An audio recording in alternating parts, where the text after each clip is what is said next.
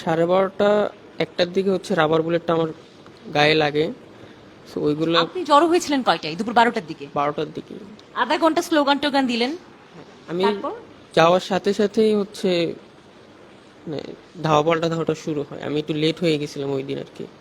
তো ওইখানে সবাই উপস্থিত হয় আরো আগে, আমার একটু দেরি হয়ে যায়। তখন যখন রাবার বুলেটগুলো আমি বের করে পপুলার ডায়াগনস্টিক সেন্টার থেকে বের হওয়ার সাথে সাথে হচ্ছে আবার ধাওয়া পাল্টা ধাওয়ার মধ্যে আমি চলে যাই।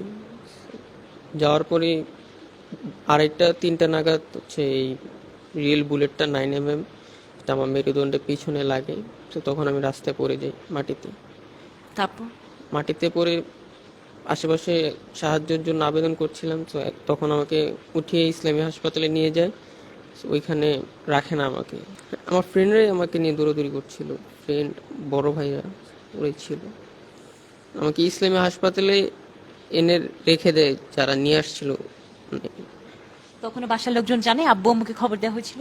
আব্বু আম্মুকে আরো পরে খবর দিয়েছিলাম, কিন্তু ভয় পাইছিলাম তখন। তখন হাসপাতালে আমি ফার্স্টে শুনি নেই যে মানে বুলেট লাগছে। আমি ভাবছি হয়তো একটা বড় ইট লাগছে, ব্যথা পাচ্ছে অনেক। তো হাতটা দেয়নি, আমাকে হাত দিতে দেয় নাই। বলছে কি মানে আশেপাশে থেকে বলছে কিছু হয় নাই, ছোট রাবার বুলেট। যখন হৃদরোগে এসে এক্স-রেটা করে তখন হচ্ছে মানে দেখতে পারি নিজ স্বচক্ষে যে বুলেটটা কোথায় লাগে, বা তখনই মানে আমি শুনি যে আসলে রিয়েল বুলেট লাগে আমার। তারপর তারপর ওইখানে যে মানে আমার বুলেটটা লাগে হচ্ছে মেরুদণ্ডে। সো ওইখানে যে নিউরো স্পেশালিস্ট, ওনাকে ফোনে পাওয়া যাচ্ছিল না। তো ওইখান থেকে আমাকে নিউরো সায়েন্স রেফার করে দেয়। এখানে আসার পর আমার ক্ষতটা ইনস্ট্যান্ট সেলাই করে দেয়। তখন সেলাই করে আমাকে বেডে দিয়ে দেয়, আর কোনো অপারেশন করে না। তখন এত ব্যথা হচ্ছিল, তো আমি ব্যথায় থাকতে না পারে আমি বলছিলাম যে আমাকে ঘুমের ওষুধ দাও। মানে তখন তো আমাকে অপারেশন করবে না, আমার থেকে আরো অনেক সিরিয়াস পেশেন্ট আসতেছিল বারবার। আমি বলছিলাম আচ্ছা সমস্যা নাই, আমাকে ঘুমের ওষুধ দিয়ে দেন, আমি সকালে আমারটা করলে হবে। আব্বু আম্মুরা কি তখন এসেছিল? হ্যাঁ, আব্বু আম্মুরা হৃদরোগী চলে আসছিল। আমাকে ইসলামী হাসপাতাল থেকে হৃদরোগী খুব অনেকটা টাইম নিয়ে অনেক রাস্তা ঘুরিয়ে আনা হয় সিএনজি দিয়ে। 2 জায়গায় আমাকে আটকায় আওয়ামী লীগের সদস্যরা। অনেক রিকোয়েস্ট করে আসা হয়। যেখানে আটকায় ওরা বেশি একটা ইয়ে করে না, ওরা বলছে আচ্ছা যাক সমস্যা নাই। দ্বিতীয় জায়গায় ওরা অনেকটা টাইম হেস করছে আমাদের।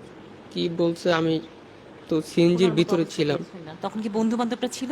আমার বড় ভাইরা ছিল, ফ্রেন্ডরা ছিল। হ্যাঁ, ডাক্তার বলছে যে আমার থেরাপিটা প্রয়োজন, নিউরো ডিহাইড্রেশন।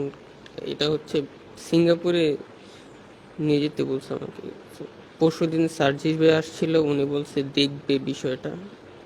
কালকে রাত্রে ফোনে কথা হয়েছে, উনি আমার পাসপোর্টটা আর আমার সাথে যে অ্যাটেন্ডেন্ট যাবে একজন, উনি বলছে একজন। আমি বলছি আমাকে তো মানে আমি তো নিজের ইচ্ছায় লড়তেও পারি না, আর ওয়াশরুমগুলো অটোমেটিক হয়ে যাচ্ছে, আমার কোনো বোধ নাই, আমাকে একজন কন্ট্রোল করতে পারবে না, আমার অ্যাটেন্ডেন্ট 2জন প্রয়োজন।